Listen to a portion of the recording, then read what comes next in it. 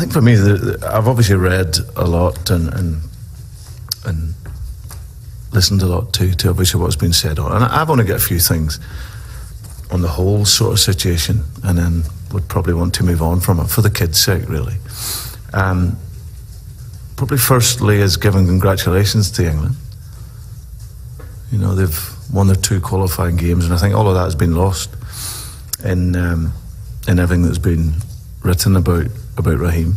They won 2 qualifiers, they've won the first 3 games in the group, and also congratulations to all the home nations, because the results that they got and the performances was outstanding, and obviously to Gareth Southgate as well, the under-21 coach who's qualified. And so a lot of the great work in terms of the football field, which is what we work towards, has been lost in this here. So congratulations to them. I think the second point is for Raheem.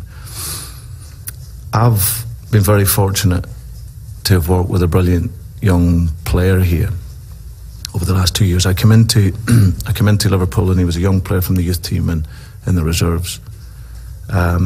I took at 17 with me on a pre-season trip, and from that there up until this stage, he's been absolutely incredible for me.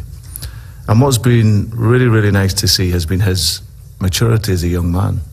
He's now sits 19 years of age, a full international player, hopefully going to be a real key player for England for many years. And of course, here at Liverpool, he's been a wonderful talent. And this is a kid who we bring up to be responsible, to be honest. You know, I think lots of players will tell you that they've played when they haven't felt right. But this is a kid who didn't say that. You know, I think what he was saying was that he felt tired. And I've had that a number of times. And what you do as a manager and a coach, you take on board all the information you get from all your specialists and all your people around you, and then you make a decision. So, and you have to respect Roy's decision that he decided not to play him and to play Adam Lallana. I think what has been disappointing in the whole affair is that it's been grossly unfair how the kid has been put in the back pages and all the debates and everything about him for something that he clearly didn't say.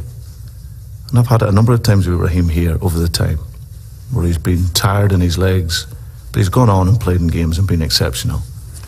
So the kid, for his sake, I'm not going to go on too much on it. All I want to say is that he's back here in a secure environment where he can develop. I think for a couple of days it probably shook him a wee bit, but the last couple of days he's been back to normal. He was brilliant in training this morning, and as I said, I really look forward to working with him in the future, like all our people do here at the club. And as I said, he's back in here and working extremely well.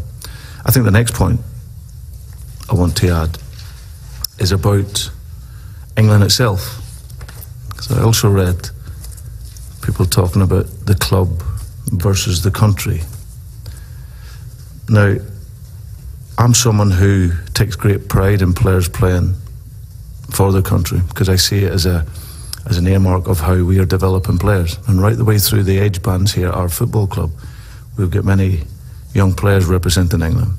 We ask them to be responsible. We ask them when they go to England to only think of their country and not the club. So this is a club that's very much club and country, not club versus country.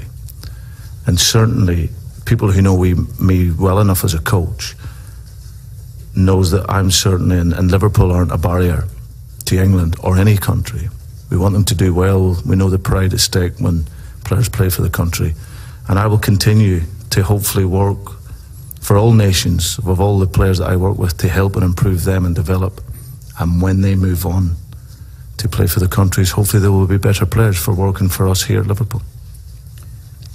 Is there a situation, though, to be resolved then between yourself and Roy? There's talk of a meeting to take place. No, again, obviously things that have been wrote and said which are, not true. We've exchanged messages, and unfortunately, because of the busy schedules, we have been unable to speak. But we've exchanged messages, and that's fine. I think from today onwards, we want to put this to bed really, and move on, and as I say, concentrate on looking after a young player who's a huge talent and who needs to be given the space and the protection in order to develop so that he can play not only for the next few years but hopefully for the next 12 or 13 years. With that in mind then, would you want him to be part of the under-21s going away next summer, or would you rather he be given a break? I think we assess that come towards the end of the season. I think it's a very relevant point for England. I think if they're going to improve internationally, I think there has to be more focus given to the under-21 team. You know, I think Gareth's doing an excellent job there, trying to create a philosophy and a style of football that hopefully is going to allow the players to develop and then hopefully get through into the first team, continuing with that philosophy and style. So for Raheem, he's still eligible to play.